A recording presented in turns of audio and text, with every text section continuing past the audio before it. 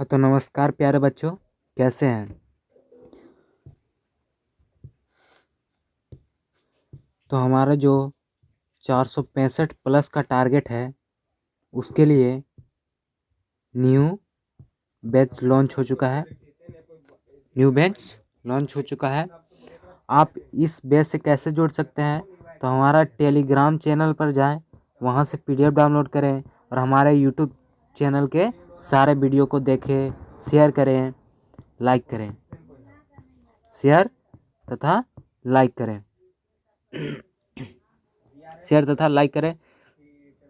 तो बिना देरी के हुए क्लास शुरू करते हैं। पिछले क्लास में हमने बताए थे कि यह चैप्टर का नाम है वास्तविक संख्या। वास्तविक संख्या, रियल नंबर। रियल नंबर, ये चैप्टर का नाम है रियल नंबर। ये चैप्टर का नाम है रियल नंबर। इस चैप्टर में 4 एक्सरसाइज है, 1.1, 1.2, 1.3 एंड 1.4। ये दो एक्सरसाइज में आपको कॉन्सेप्ट पढ़ना होगा। कॉन्सेप्ट, ये दो चैप्टर में आपको कॉन्सेप्ट पढ़ना होगा और इसमें प्रूव्ड करना है और इसमें बताना है कौन शांत है कौन अशांत है।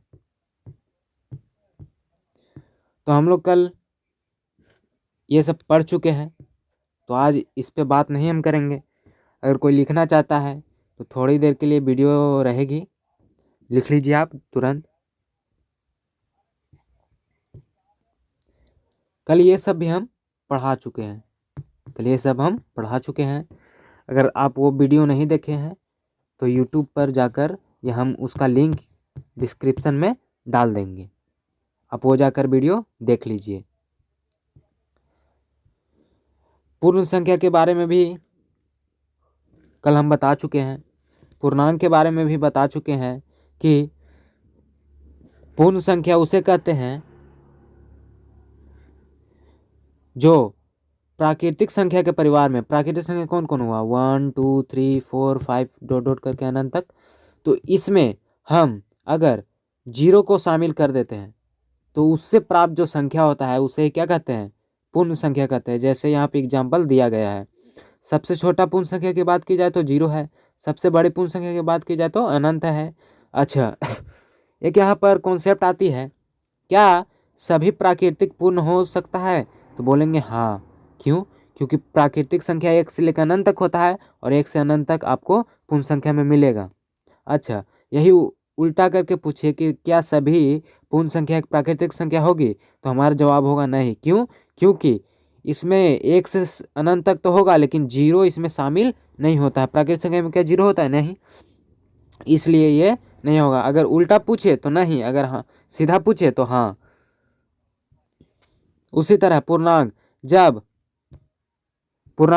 जब पूर्ण संख्या में, पूर्ण संख्या कौन कौन होता है, 0 1 2 3 डॉट डॉट करके अनंत तक।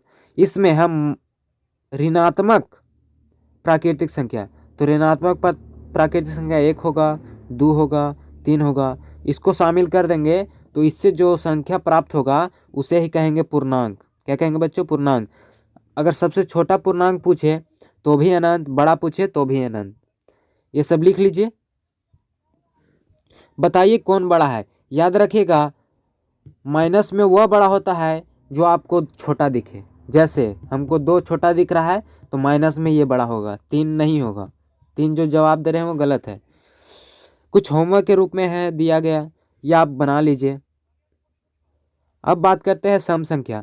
सम संख्या उसे कहते हैं जो 2 से कट जाए, 2 से कट जाए। जैसे 40 2 से कट रहा है, 20 2 से कट रहा है, 4 2 से कट रहा है, तो ये सारे क्या है? सम संख्या है। सबसे छोटा सम संख्या 2 होगा। क्यों? क्योंकि एग्जाम्पल में देखिए यहाँ पर सबसे छोटा 2 है। सबसे बड़ी सम संख्या कौन है? तो अनंत है। और प्रथम सम संख्या का योग n इंटू n प्लस 1 होता है। जैसे कुछ होमवर्क के रूप में दिया गया है, इसे आप पढ़ेंगे। अब आगे बात करते हैं विषम संख्या के बारे में। उससे पहले हम पढ़ लेते हैं क्या। इधर सम लिखते हैं, इधर लिखते हैं पूर्णांक, इधर लिखते हैं प्राकृतिक, इधर लिखते हैं